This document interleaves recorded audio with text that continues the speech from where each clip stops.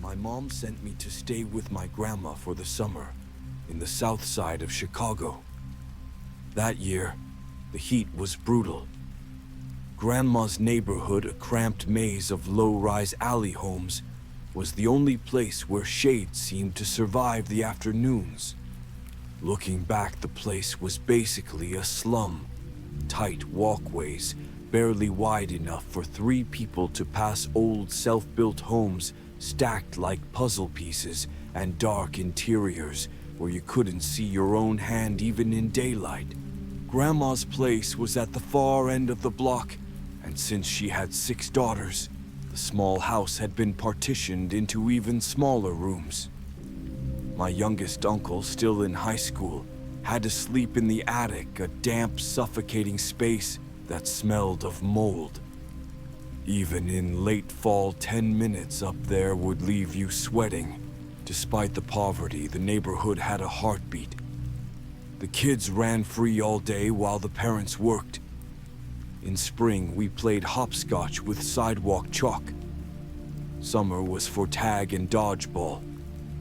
Fall meant capture the flag, and winter, when it snowed, became one giant snowball fight. But above all, the game we played year-round was hide-and-seek. And whenever I think of hide-and-seek, I think of Jamie. Jamie and his mother moved in next door, halfway through July. They weren't from around here, no one really knew where they'd come from. The family before them had moved to Indiana, and rumor had it Jamie's mom paid cash under the table to rent the place. She was odd, thin to the point of looking ill, with skin the color of old paper. No matter how hot it was, she wore the same faded floral blouse and thin brown slacks.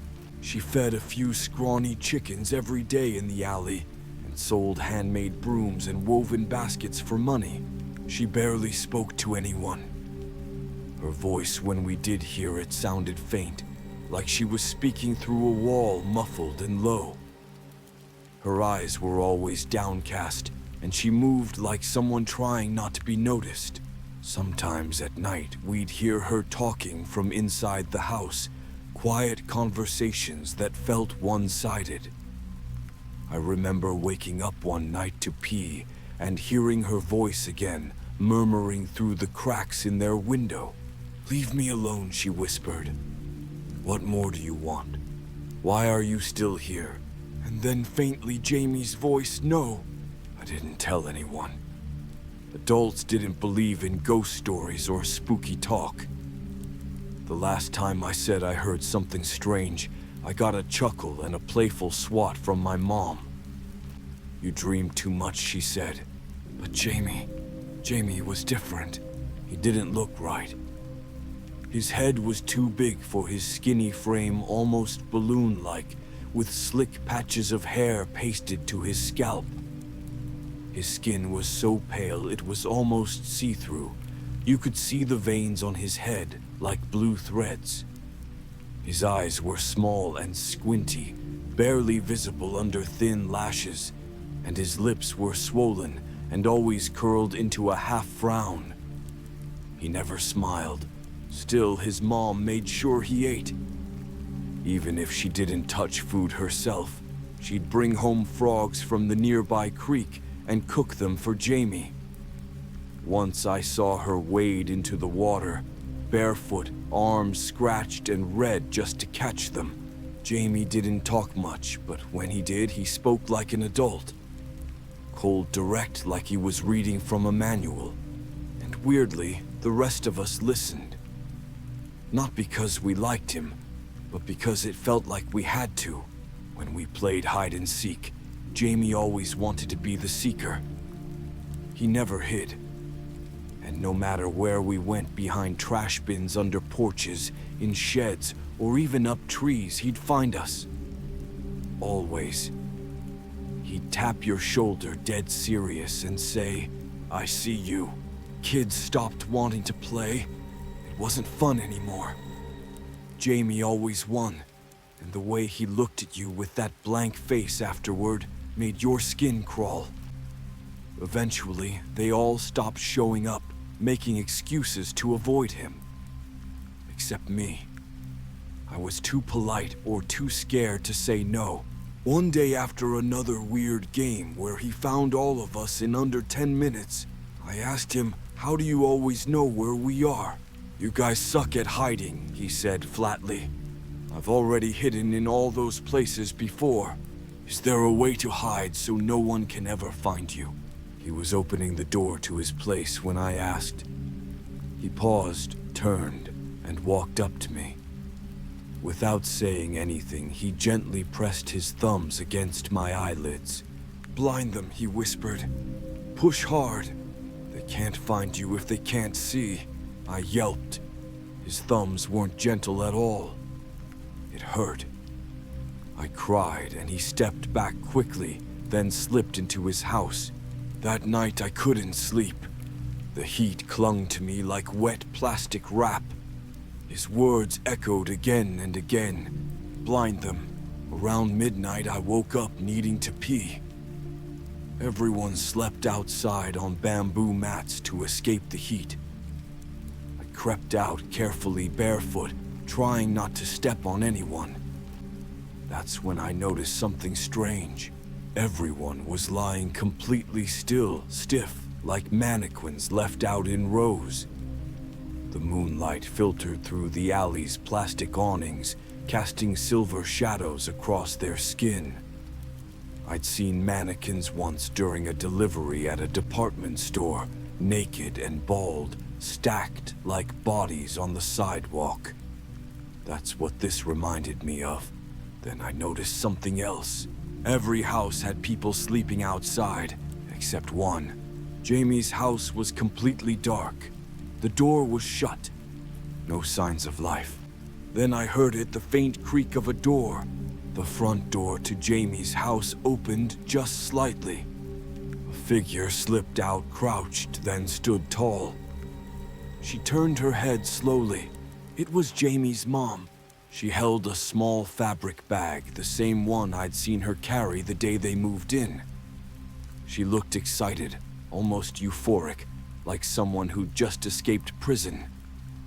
She hesitated, then turned and walked down the alley, weaving carefully between the still bodies lying on the mats. She passed within 5 feet of me, but didn't notice I was hiding behind a rolled-up rug. She disappeared into the night, but just as I was about to breathe a sigh of relief, the door creaked again. Jamie stepped out. His eyes were wide open, huge in the moonlight, glowing faintly like a cat's. He looked toward where his mother had gone, then tilted his head and smiled. "She won't get far," he whispered. "Hide and seek is my favorite game."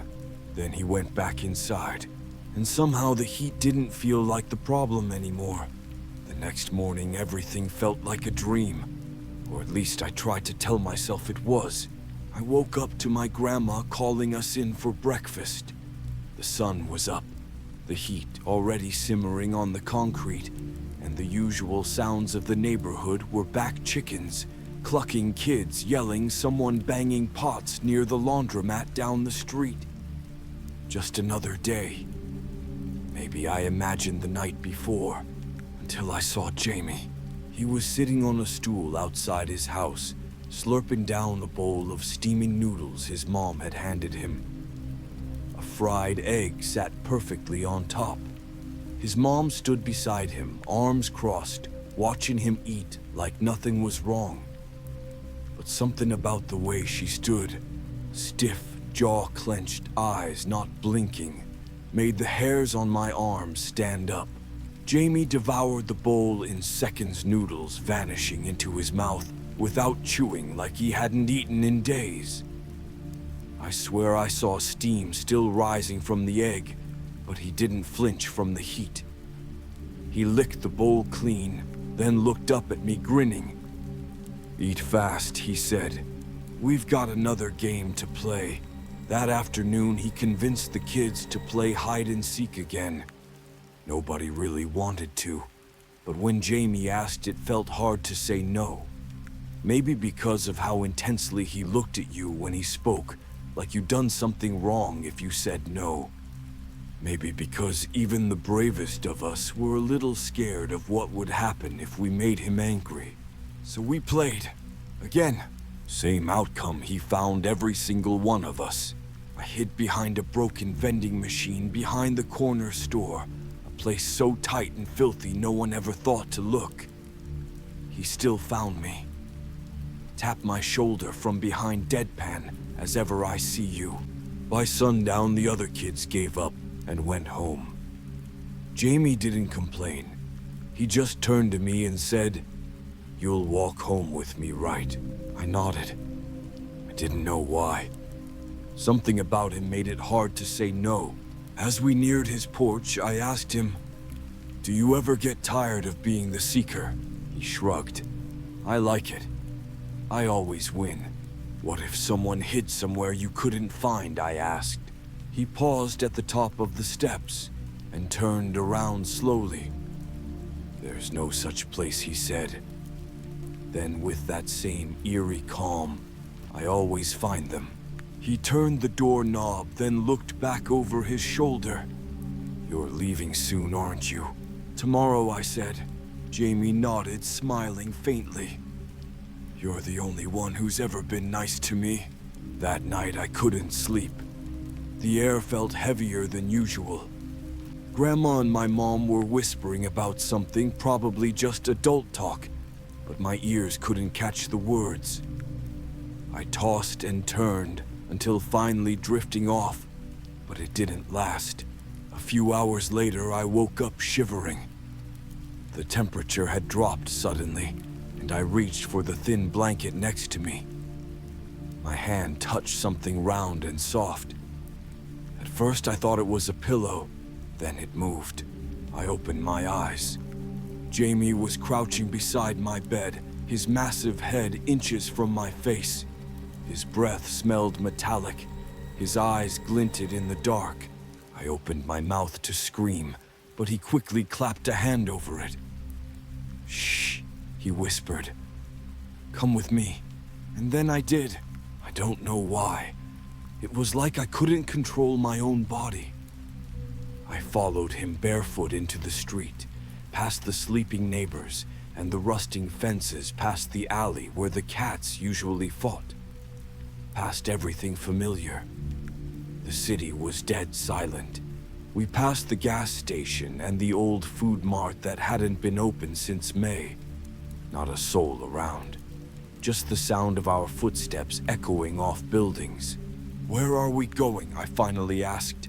"To find someone," he said, eyes straight ahead. "Who?" "My mom," he said. "She wants to play hide and seek with me." I stopped walking. "Jamie, what do you mean?" He didn't answer. He just kept walking slowly, purposefully. Eventually, we reached the edge of our neighborhood, where the sidewalk met a strip of highway and a dusty, abandoned bus stop. Jamie slowed. I almost didn't see her. At first, she was crouched near the base of the stop, hiding behind a bench. It was his mother. She clutched a small bag and looked exhausted, her eyes wild like she hadn't slept in days. The second she saw Jamie, she bolted upright. I told you I was done," she shouted, voice cracking. Jamie didn't flinch. "You can't run from me." "Watch me," she barked, grabbing my wrist and pulling me behind her.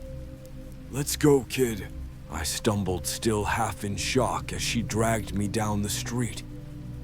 I looked back. Jamie hadn't moved. He just stood there, watching, arms at his sides, expression unreadable. We ran. Past blocks I didn't recognize, down side streets that seemed darker than usual.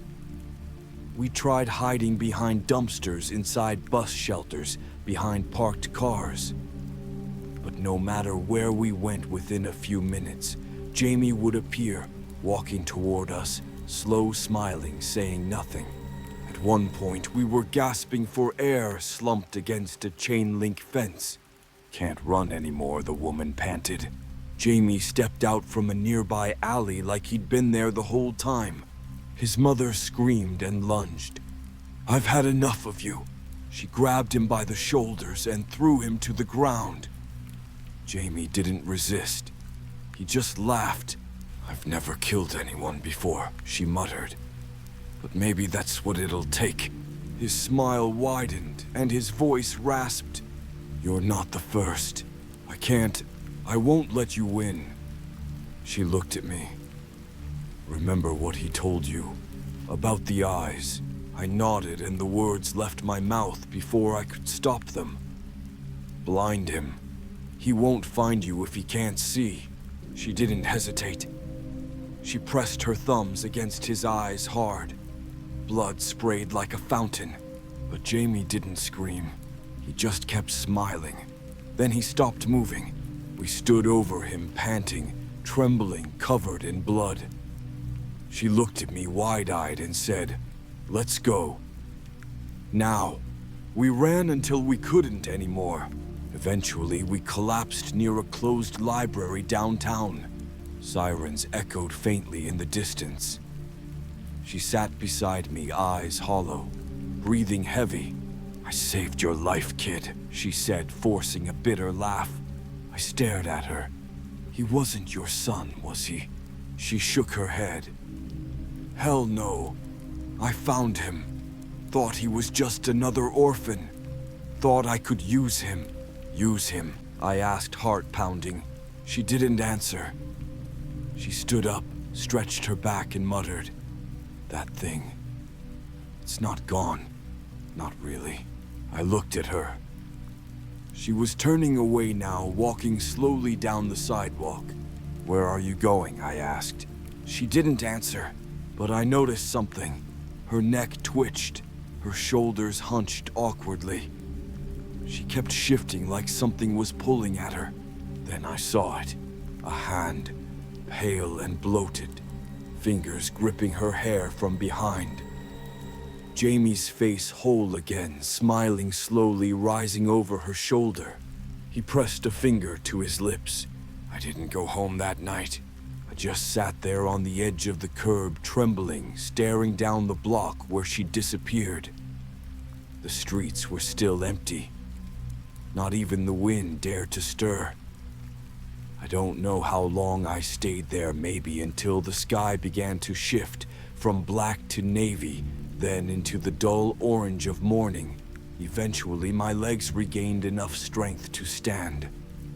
I walked back to Grandma's in a daze, feet aching, brain fogged. When I stepped through the alley gate, my mom was already outside, panic on her face. "Where the hell were you?" she yelled, half in relief, half in fury. I just said I got lost chasing after someone. She didn't press further, just pulled me in and made me sit down to drink water. That was the last time I saw Jamie or his mother. Later that week, I overheard the grown-ups talking. Apparently, some police officers had come by asking about a woman who matched Jamie's mother's description. She was wanted across multiple states, not just for fraud, but for something worse, child trafficking. "They say she stole kids from shelters," one neighbor said. "She even had her own." Another muttered, but ran off after it died. "She was using one of them like a fake son," someone added. "Carried him everywhere like he was real." I stayed quiet, because I knew what they didn't. Jamie wasn't a fake, or at least, not in the way they thought. He wasn't a doll or a prop. He was something else, something that never stopped playing. When I left Grandma's house the next day, I remember the weird silence in the alley where we used to play. No laughter, no games.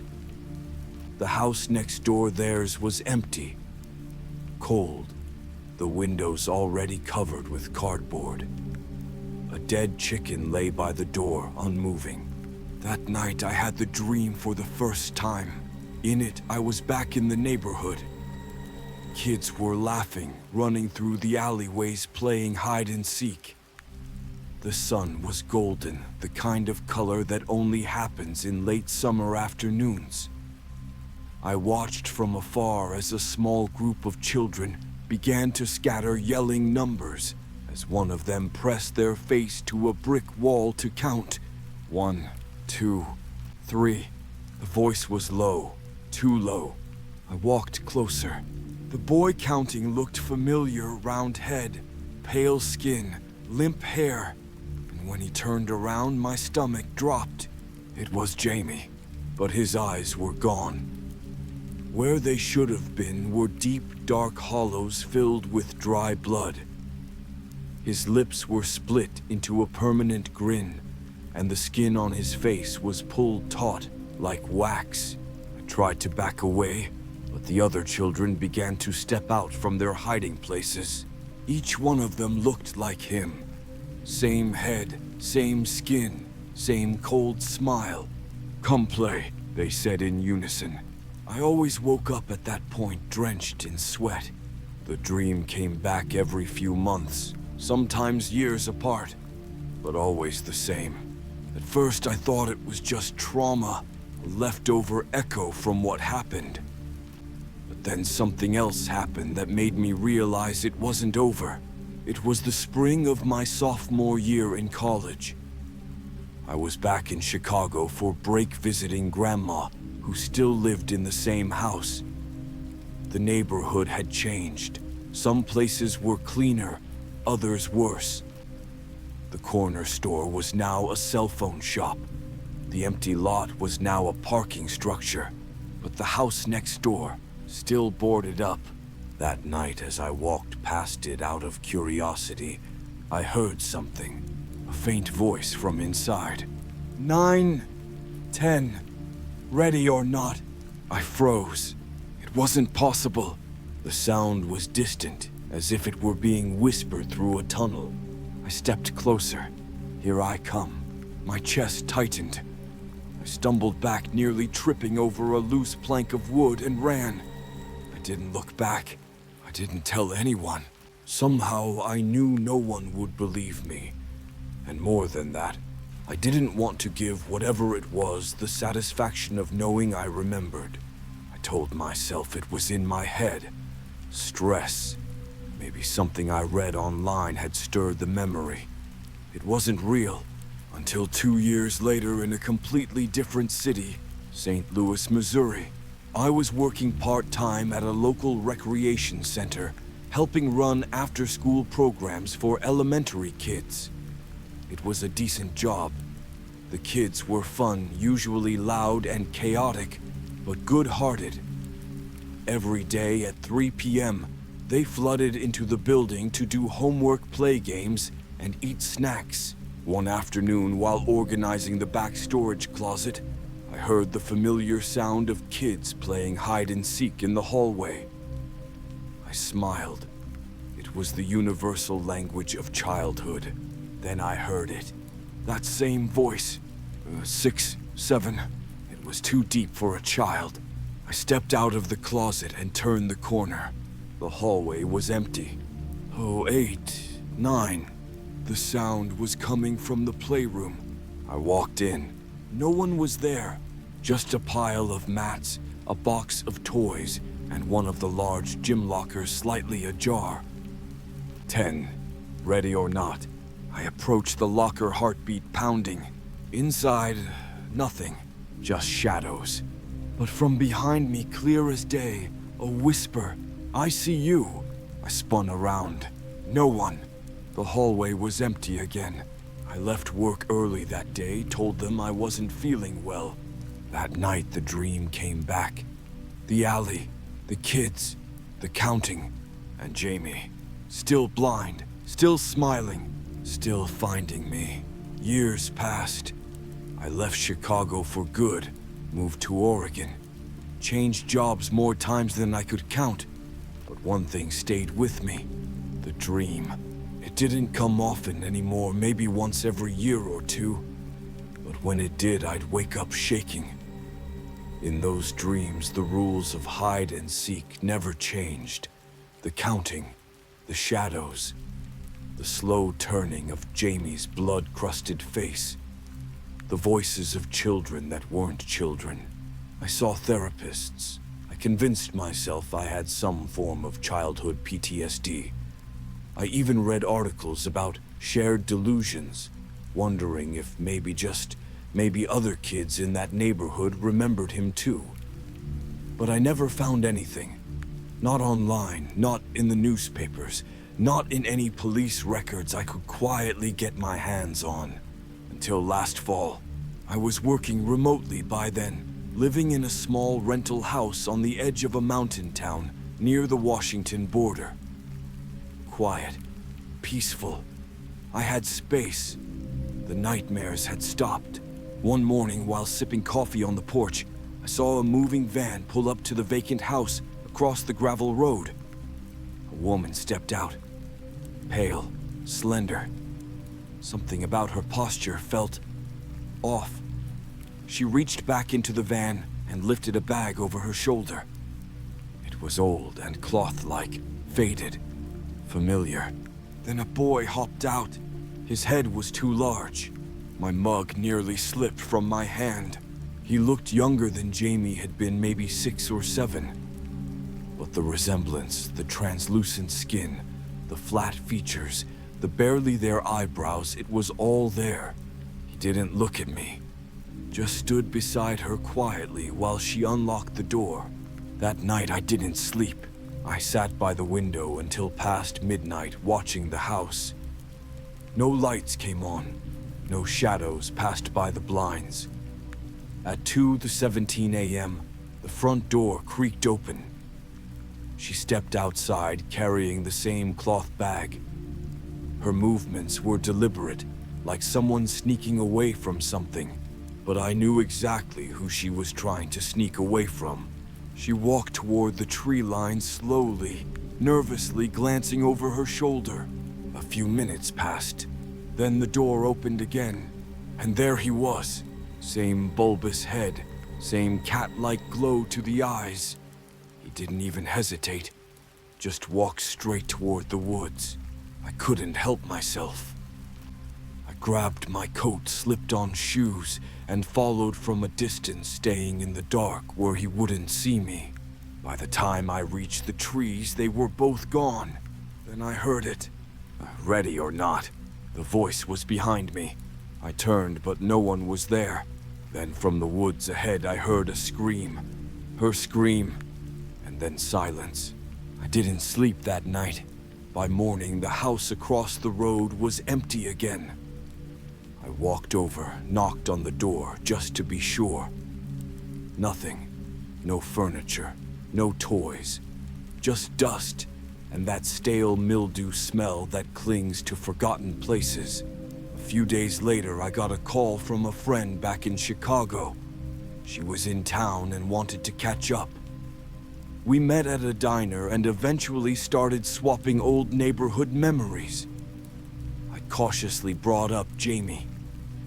She froze fork halfway to her mouth. "You remember him too," she said quietly. "Yeah. He lived next to my grandma for a while. I thought he wasn't real. No one else talks about him. But I still have nightmares sometimes, where I'm hiding and he's counting. That's when it hit me. It wasn't just me. Whatever Jamie was, he wasn't finished. He was still playing, still seeking.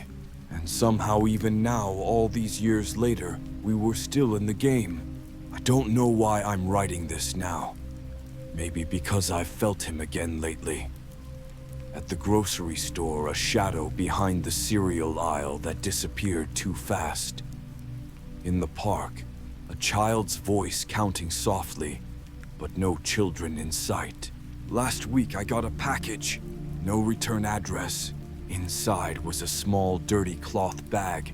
It smelled like pond water.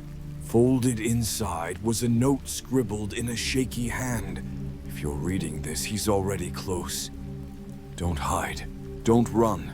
Don't let him touch your eyes. Last night I had the dream again. The alley. The game. But this time something changed. The children who had always looked like Jamie didn't just walk toward me. They surrounded me, smiling. One of them reached for my face. I woke up gasping for breath, nails dug into my palms. This morning there was dirt under my fingernails and muddy footprints on the floor. I live alone. If you're reading this and you ever see a boy with a too big head, pale skin, and squinty eyes whispering to himself, do not speak to him. Do not play with him. Because once you start the game, he never stops. And he always finds you. I still don't know what Jamie was. A ghost. A curse. A fragment of something older. Something that slipped through the cracks of this world. But maybe it doesn't matter. What matters is this. Some games never end. Some things don't want to be forgotten. They live in alleys and abandoned homes in the minds of children who grow up but never really let go. They hide in dreams, in shadows, in silence. So if you ever hear the counting slow, steady, too deep to belong to a child, don't try to play along. Because Jamie doesn't forget, and when he finds you, he doesn't let go.